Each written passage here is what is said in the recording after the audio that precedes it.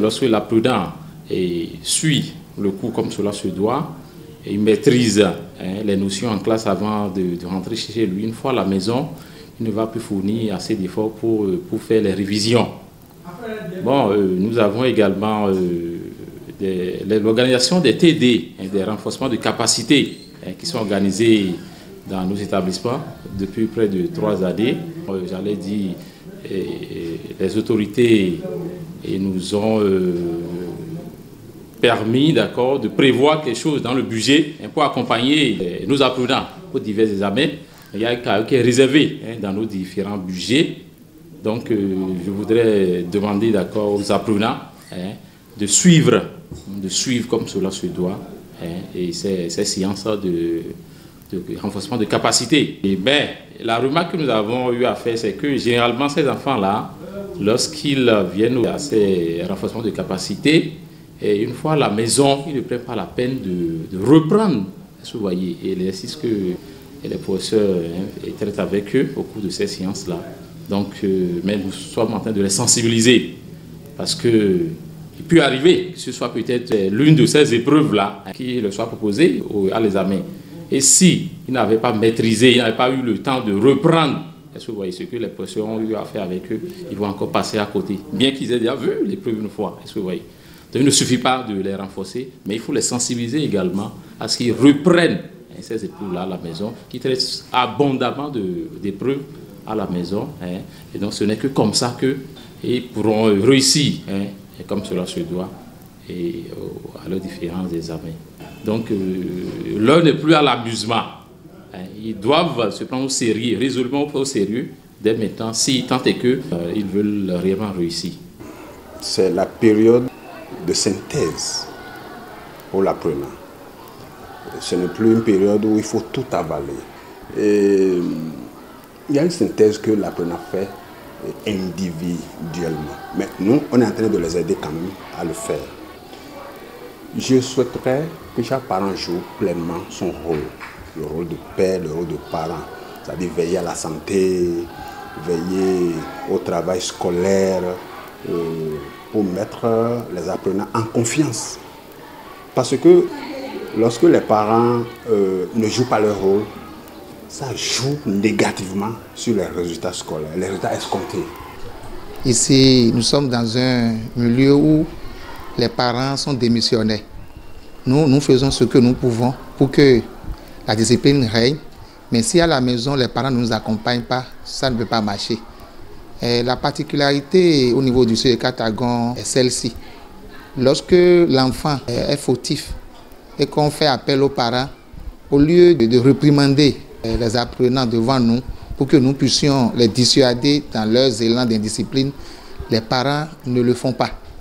Et j'aimerais saisir cette occasion pour exhorter surtout le bureau APE pour qu'ils fassent quelque chose. C'est-à-dire s'ils ont des stratégies, des moyens pour amener les parents à suivre les enfants avec nous à la maison, cela nous aiderait plus dans notre travail ici au CEI Katagon. Avec les réformes actuelles, l'État doit être aidé. L'État a pris des dispositions pour mettre tout le monde dans de meilleures conditions. Mais les établissements ne sont pas accompagnés par les parents. Par les parents, surtout nous qui sommes aux côtés des frontières, où les enfants sont déjà habitués à chercher des sous. Donc, comment vous pouvez comprendre qu'un enfant, après le dépôt des dossiers pour les examens, tout de suite, il prend la tangente, il va au Nigeria. Il ne vient plus au cours. Et on attend les derniers moments, les bachotages, les TD pour courir, ainsi de suite. Donc, aussi les parents, je ne sais pas s'ils sont encore avec leurs enfants. Les parents ont déserté. Et aujourd'hui, vous êtes obligés de travailler pour eux.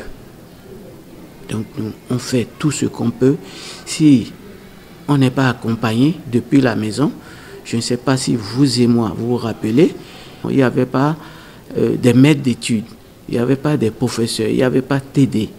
Et pourtant, la conscience était là. on travaillait. Aujourd'hui, tout ça a déserté. Bien que les enfants soient aidés à la maison par des professeurs, par les TD, tout ça là, ça ne prend pas. Donc, vraiment, on fait tout ce qu'on peut faire en tout. Ce que je sais, c'est que l'État est prêt pour accompagner et le fait déjà d'ailleurs bien. Il faut que les parents d'élèves puissent aider l'État à travers les travaux de maison, à travers l'accompagnement, qu'on ne laisse pas les enfants à l'école. Quand on dit gratuité, gratuité ne veut pas dire il faut tout laisser à l'État. Voilà, donc expliquer aux parents ce que l'État met dans gratuité. C'est pour permettre à tout le monde d'avoir accès à l'éducation. Et les gens n'ont pas compris ça comme ça. Pour eux, c'est que l'État doit tout donner. Payer la contribution, c'est problème. Il faut renvoyer les enfants jusqu'en classe d'examen. Vous voyez, avec tout ça, l'enfant qui manque un cours, vous voyez ce que ça peut donner. Tout ça là, c'est des paramètres qu'il ne faut pas négliger. À mon avis, l'échec des candidats dépend d'eux-mêmes. Puisque, après tout, la réussite n'est pas un effet de hasard. Si le candidat fait l'effort de se préparer au quotidien, apprend ses cours au jour le jour, fait beaucoup d'exercices, il n'y a pas de quoi ne pas réussir. Et il fait l'effort d'apprendre ses cours et il est accompagné par les professeurs, par ses parents et les membres de l'administration qui éventuellement mettent à leur disposition des cadres pour mieux les renforcer. Et cela devrait les conduire à la réussite. Mais ils doivent aussi faire l'effort d'éviter le stress qui fait partie des facteurs pouvant conduire à l'échec. La réussite, il est vrai, dépend du travail quotidien de l'apprenant. Mais il doit être accompagné par ses parents qui doivent essayer de veiller sur sa santé, sur son alimentation. Et l'accompagner lui-même par les prières. Les parents doivent prier pour lui, lui-même doit prier, parce que, comme le disait quelqu'un, on doit travailler comme si tout dépend de nous, mais on doit prier aussi comme si tout dépend de Dieu, pour qu'à la fin, Dieu puisse bénir le travail par le succès du candidat à son examen.